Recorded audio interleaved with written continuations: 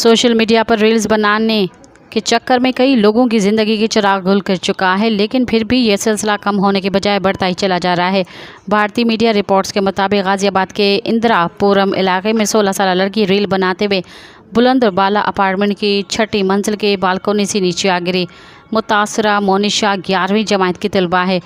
Rishabh cloud no society में 6ठी मंजिल पर वाक़ अपने अपार्टमेंट की बालकनी से उस वक्त गिरी जब वो सोशल मीडिया के लिए सेल्फीज़ और रील्स बना रही थी। मोनिशा वालदा का फ़ोन लेकर उस वक्त रील बनाने के लिए बालकनी में गई जब वो किचन में खाना बना रही थी।